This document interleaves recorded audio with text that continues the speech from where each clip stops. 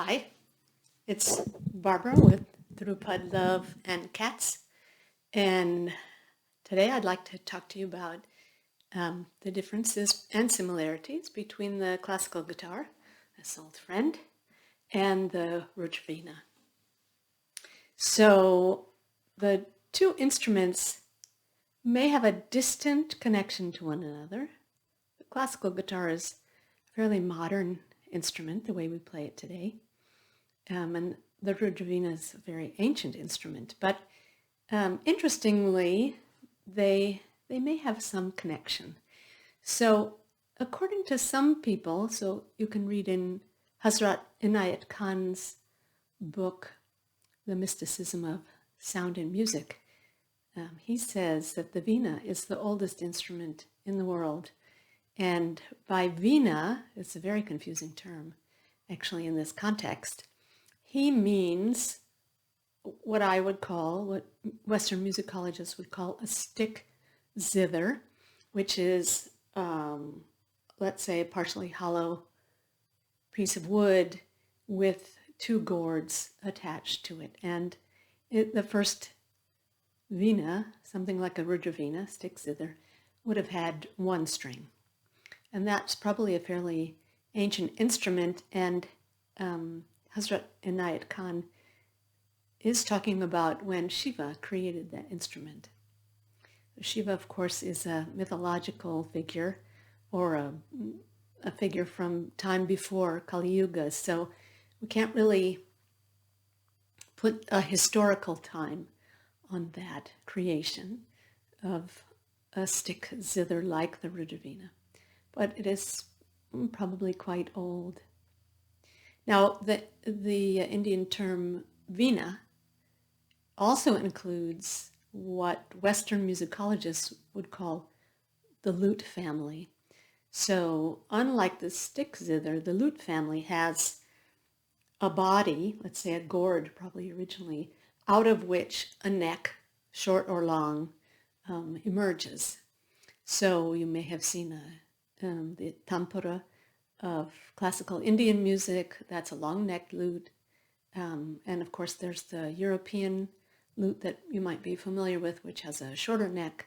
So that family is the parent family of the classical guitar. Some people even say that the classical guitar is a member of the lute family. There are some differences. The lute family would have normally had either a gourd as its resonator or something with a curved back like the European lute, whereas the classical guitar has a flat back. I'm sure you've seen classical guitars or guitars in general.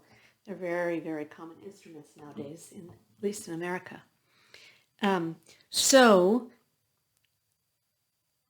if you take that view, the modern guitar that I'm playing here is a member of the lute family, or possibly descended from the lute family, and therefore belongs to half of the Veena family, the lute half of the Veena family. And the Rudra Veena is a stick zither, which is kind of the other half of the Veena family. So it's not at all clear where the lute family came from, whether it originated in India or somewhere else. There are artistic depictions of something like a lute, some part of the lute family, as long ago as 5,000 years in Mesopotamia, in what is now Iraq. So there have been members of the lute family around for a very long time. And so it's the relationship historically to the Rudra Veena is a little bit unclear, but I like to think of my guitar and my Rudra Veena as distant cousins. They may not have a direct historical relationship to each other, but they're certainly related in some way. So let me start by telling you a little bit about the guitar. I think most of you will have seen a guitar, so this part might not be so new for you. So we use nylon strings, which are very soft in sound. The classical guitar is a very soft instrument. And We have 6 strings. 3 are wound with metal, and 3 are just plain nylon. And they connect into a peg system that is mechanical, which holds the strings quite nicely. You can do pretty good microtuning with these pegs, and that's, of course, the machinery is a modern invention. So you'll see other members of the lute family or members of the lute family that have pegs that you push in and turn, like the Rudra Veena, which we'll get to later. But the modern guitar has these wonderful little machines, which are very nice. And so we have 1 sound hole in this guitar. Some people have played with different numbers of sound holes. And the top, and this is cedar, but you can have spruce as well. Typically, those are the 2 most common woods. And the back, people have told me, it doesn't really matter what the sides and back are made of. This is Brazilian rosewood. It's an old guitar, so we were able to get Brazilian rosewood in those days. But back in the 70s, people were saying you could put paper mache on a guitar and, on the sides and back, and nobody would notice. And in fact, there was a guitar, I think it was made by the company Ovation, that used helicopter blades or some kind of funny material for the sides and back and had a perfectly decent sound. So I guess the most important sound is coming from the top of the guitar. What else can I tell you about the structure? It has a I don't know if you can see that, very thin neck, which is quite different from the Rudra Veena, as we'll see. So you can easily put your thumb on the back of the neck, and that allows your 4 fingers on your non-dominant hand, in my case that's the left hand, to play freely. So on the guitar we play with all 4 fingers. And we keep relatively short nails so that we can press down on the strings with the tips of our fingernails. We're walking on the tips of our fingernails, of our fingers, most of the time.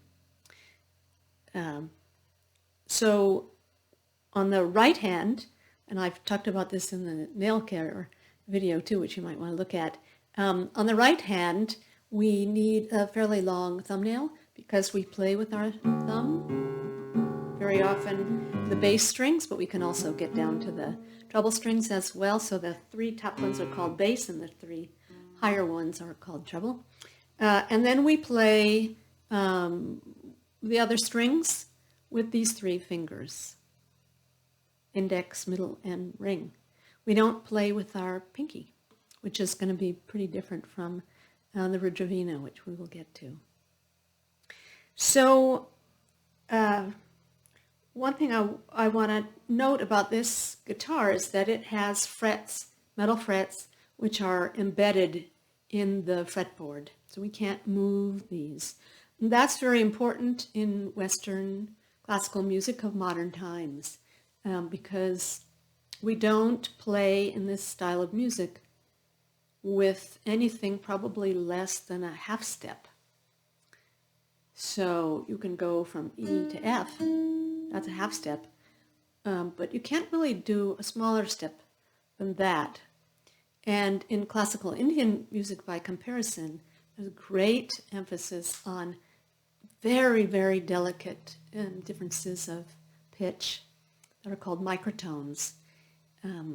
You could get those on the guitar if you pulled, but we don't do that, at least not in any of the music I ever played would we try to achieve that. We do something called vibrato a lot on the guitar.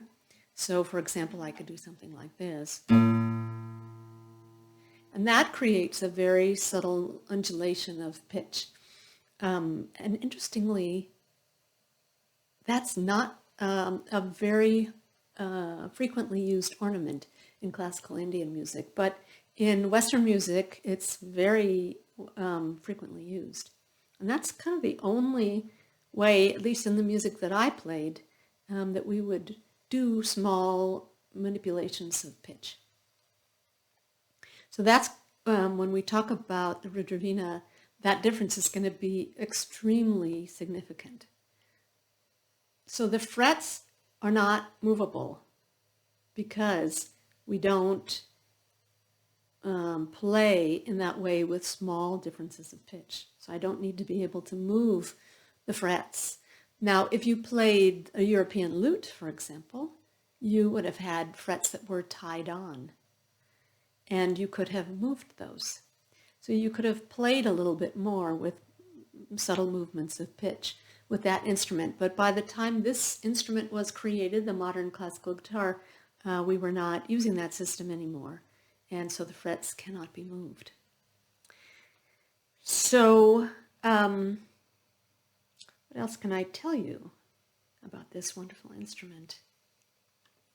We keep our hand mostly over the sound hole, and I have always played with my hand pretty much in a 90 degree angle. That's partly because I've always played sitting on the floor. And that's another story why I have always played sitting on the floor. If you see most classical guitarists who perform professionally, they sit in a chair and they sit with their left leg elevated and they hold the instrument like this. So in that case, you may get a slight bend like this in the hand, but I play like this, which actually turned out to be good because for the Rudra Veena, we also hold our hand this way. So, by the way, some people do hold their pinky on the soundboard as a stabilizer. I've never done that. Most professional classical guitarists don't do that, but if you want to, it's okay. So I want to talk a little bit about the music. So I talked a little bit about pitch, but when we play Western classical music, at least the music that I learned, it is written down by someone in the past who was probably a great musician and composed beautiful pieces, probably not for the guitar, because the guitar is a fairly new instrument, but they might have written for lute or even piano. There are pieces that have been transcribed from piano to guitar, even from cello to guitar. So there's all kinds of ways of learning repertoire, you could say, from other instruments. But in any event, whatever the original instrument was, and some pieces were written for the guitar. By the way, the little piece that I started with is probably the most popular classical guitar piece in existence, written by Francisco Tárrega of Spain, and he composed it for the guitar. So there is music for the guitar. So it's composed, it's written, and at least the way I learned to play, the musician, the player, learns to play the piece according to how it was written. Of course, you can interpret it. We always have to interpret it and reanimate it in our own way. We give it our own expression, our own soul expression. And that is part of the beauty of Western music, is everyone who plays a given piece plays it in a slightly different way. Nonetheless, someone else composed the piece. And our job as the musician is to reanimate it, to play it to the best of our ability. And in prior times, let's say in the Renaissance and even in the Baroque period of Western classical music, there would have been more scope for improvisation for the musician, the player. But as we play today, I think for the most part, the instrumentalist plays what's on the score, what's on the sheet. So that is a wonderful thing because it allows us to really touch the beautiful music of the soul who wrote it. So, if you get to play the music of Tárrega or Mozart or Bach or any of these extraordinary musical geniuses, your heart sings when you play this music. It's so gorgeous and far beyond what I could ever create myself in beauty. But it is someone else's music in a way. And that's very different from the music that I'm learning on the Rudra Veena, which is, so Dhrupad, like most Hindustani music, is improvised. There may be compositions, some people call them bandishes, which are pre-composed. And one would learn those the way one would learn a piece of Western classical music. But the majority of the music that we would play in Dhrupad is improvised within the structure of the raga system. And the raga system is extremely complex. I talked about my understanding of that in another video called What is a Rag? But you could think of a rag very simply as, well, it has a scale, it has ascending and descending notes, it has characteristic phrases, it has moods and times of day and seasons, some of them. And those are all kind of the skeleton, you could call it, onto which the musician creates the body, the being, the energetic being that will be created through the music. So there are some constraints on what is performed, but it is all improvised around that structure. So that's a very, very big difference. That means that every performer, every player, every instrumentalist and singer is also a composer in the moment, which is very, very difficult for those of us who are new to it, and creates a different experience altogether. Because while you're playing that music, at least my experience is, I'm looking for my own beauty. It's not the music of Mozart.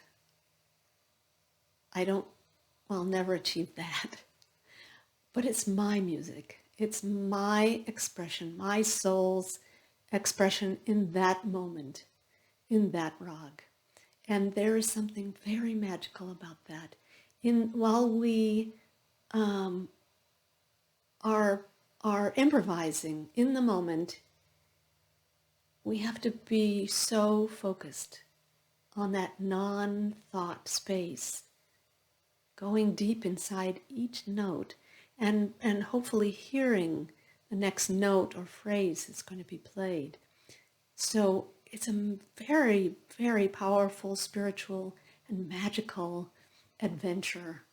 At least I have found it to be so, learning to dive into this kind of music. Western classical music is, of course, very different because of not being improvised for the most part.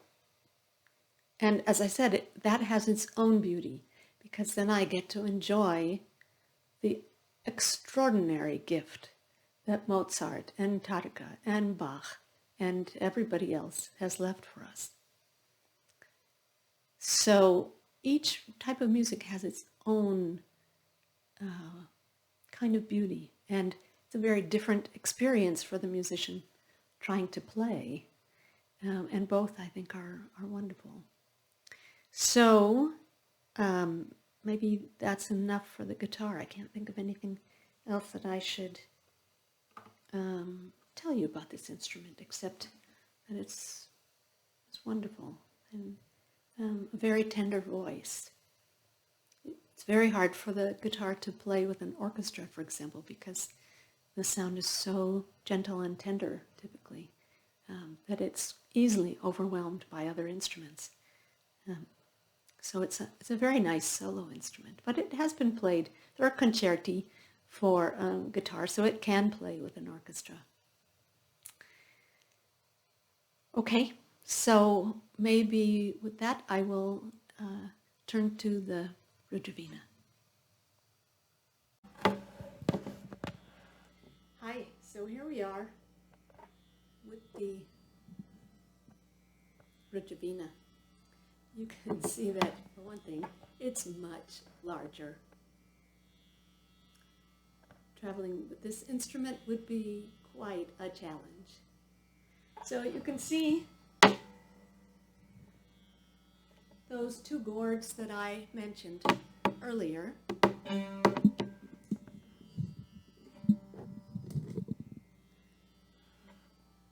And the neck that joins them. So long, it's hard to see all of it. So this neck is partially hollow, which distinguishes it from the classical guitar, which is the neck is not hollow, it's solid. This neck is not a neck in the same way. It's actually a resonating chamber, so it's partially hollow in order to be the main resonator. The gourds, which are called tumbas, are here as amplification. So they are not the main resonating cavity, which is another difference between the guitar and the Rudra Veena. So one thing you can see is that we have an interesting distribution of strings here. There are 4 strings here. This is the main string. This is another difference. Here the string closest to the player's head, the top string, is the highest pitch, and it goes down from there. There are 4 strings here on the fretboard, and there are 3 strings which are not fretted and which are played typically with the pinky fingernail, although they can be played with also the first finger on an inward stroke as well. So these 3 are all tuned to the tonic. This main string is tuned to a 4th tonic, 5th, very low tonic. And this string, there's a string here, which is also tuned to the tonic, and I don't ever see it played. I guess it can be played. So I think of this as really a 7-string instrument, and some people have said this string exists mostly to keep the dundee, this neck, from collapsing, from the tension that's caused by the chikai. So maybe that's true, maybe not, I don't know. So we have these strings. They are metal strings. They were originally gut, animal intestines. Now, fortunately, we just use metal. And the frets, I hope you can see this, they're tied on with this string. So they can be moved. And in fact, in my lessons, Madhavanti has told me, move this fret a little bit, move the knee fret this way, move the komal ga fret this way. So in order to get just the perfect pitch of that note for that rag, we can move these around. So that's part of the system that I was mentioning earlier, that there's a desire to be able to play with these very small movements of pitch that we don't get in Western classical music, and that's why the guitar has fixed frets and the Rudra Veena has movable frets. And you can see I mentioned wooden tuning pegs in older European instruments. This instrument also has pegs of that sort that you have to push down and over. And it's good for getting a kind of a rough pitch. And then there are these little pieces of bone devices. This one's a swan. The others are not. These are called monicas, and they do more subtle movements of pitch. So you can, I don't want to move that one actually and make the instrument out of tune, but you would see if you move them, you get these little slight movements of pitch that help to fine tune the instrument. And you can see that there's no sound hole, there's no body that we would normally associate with an instrument like this. So this is the sense in which the Rudra Veena is a stick zither in that classification, the other half of the Veena family, where it's a hollow neck, partially hollow neck, attached to two gourds. There is no body, in a sense. There's no sound hole. There is another resonating chamber, which I think you can see. I'm going to move it into this position anyway. It's called the peacock. That's also partially hollow, and that has resonators in it. There are bridges for each of the sets of strings. So there's a bridge for, maybe I can move this. There's a bridge for the 4 main strings, and I don't know if you can see this. There's a bridge for the chikari as well. And there's a bridge down here for the ludage string. And there are very intricate designs for the bridge for the main strings, because there should be a very important kind of vibration, especially for the main string, which is called jawari. If you've ever heard a tampura or tambura from India, you'll have heard that sound, this very intense undulation in a way of pitch. So there's a slight version of that in this instrument. So the bridge is not just a flat bridge. And it has a bone nut. And the tumbas, you can see, are very beautifully decorated, hand-carved wood on top. The tumbas are pumpkin gourds that have been hollowed out and then covered with, I guess, almost a little bit like paper mache, some kind of very delicate covering over the gourd, and then they are painted with a special paint. So that is something like that's kind of about the structure of the instrument. Another thing you might notice, which is not the instrument itself, is that this sound is coming from my phone. It's an app which plays an electronic version of the tanpura, which is the drone of all Hindustani classical music, Dhrupad as well. So it's playing basically the tonic, and in this case it's also playing the fourth, the string. So that instrument is necessary for us to play because it gives us those notes so that we can be as perfectly in tune as possible. And one of the main features of Dhrupad, I would say, is to be in the note so perfectly, so fully, that in a way you enter into the note, you merge with the note and move with it. So notes in this music are not static.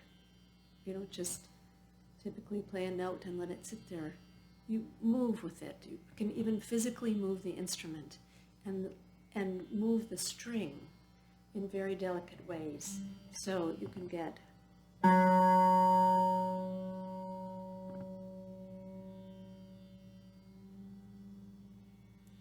you can hear that slight movement of pitch. That's part of the way in which sound moves in this music.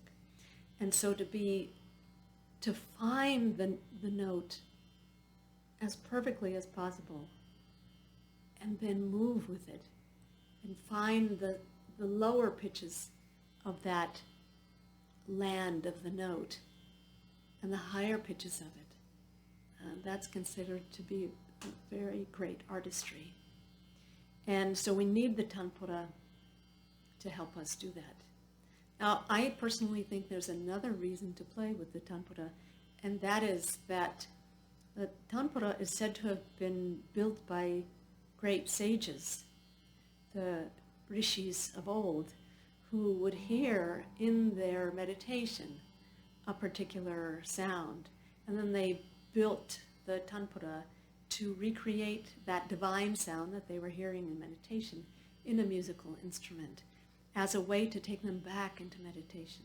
So the real tanpura, not the app of course, but the real tanpura can help us go into meditation. So it's not only for musical purposes.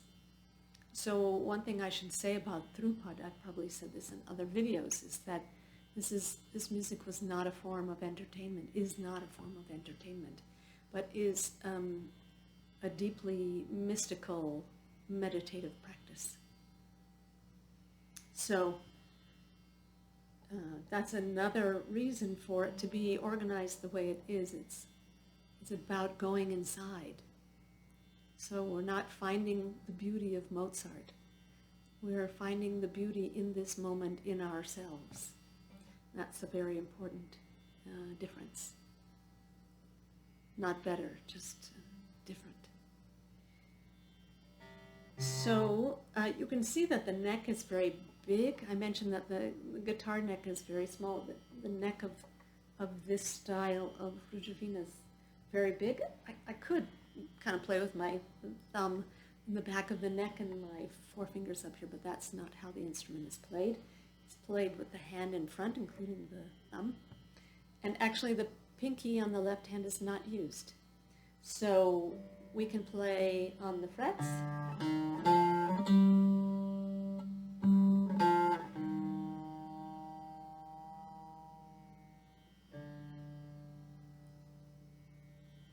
And that's very common, so we would use these 3 fingers. But very often there's, in addition to playing on the frets, there is pulling. And I know that there are electric guitar players out there. Jimi Hendrix loved to do this. You could pull on strings on a guitar, but not really on the classical guitar. The strings aren't designed for that. It's hard to pull with nylon. But this instrument is built for pulling. That's a main ornamentation on this instrument. So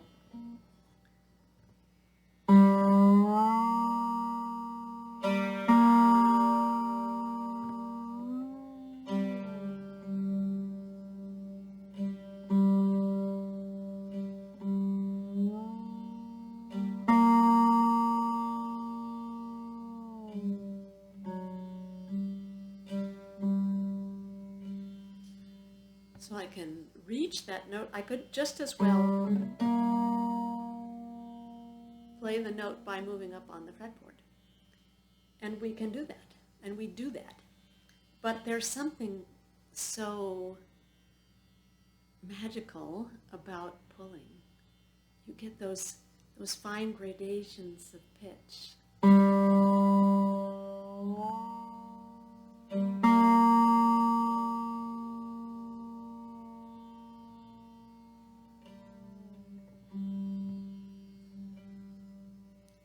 And you can get exactly the pitch that you want, that's called for in that rag. And then you can play with the microtones around it and let the sound move. So being able to pull is extremely important in this music, and the instrument is built to allow that. So on this instrument, like the guitar, we keep our fingernails short on the non-dominant hand. In my case, that's the left hand, so that we can move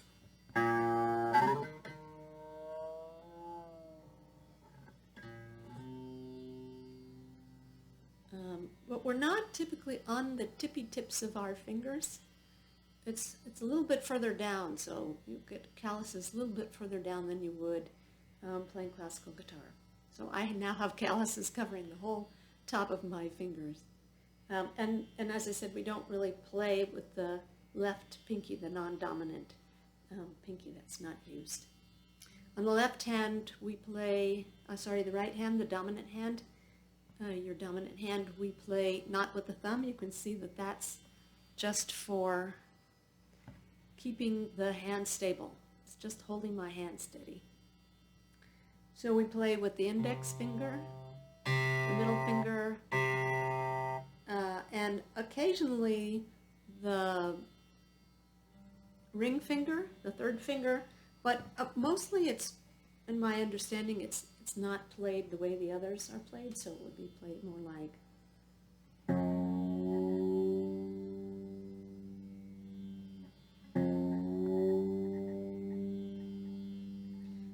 So with the flesh rather than the nail. And the pinky finger has a very long nail that gets used for playing the chikari. And you need that long nail in order to be able to reach down and back a little bit and still hit all three of those strings. And I understand that the luddage string, the string down here, is played with the thumb. I don't know. I haven't learned how to play it yet. So, and we do, so the main string, which is the higher pitched one, that took me a while to get my mind around that, because it's the opposite on the guitar, right? It's on the guitar, the string that would be here is the lowest pitch, and the highest pitched string would be down here. But on the Rudra Veena, it's the opposite. So the main, and this is the main string that we play. I call it the main string. And it is the highest pitch. And you can see that the fretboard is very long. There are a lot of frets. And we do actually play up here.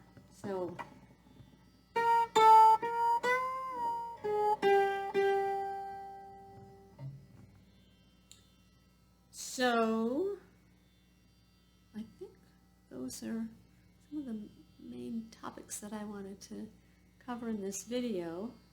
I hope that this has given you a curiosity about both instruments. They're both wonderful. The music of each is wonderful and so different. These two very distant cousins produce very, very different kinds of music. So, thanks for tuning in again, and I hope to see you soon.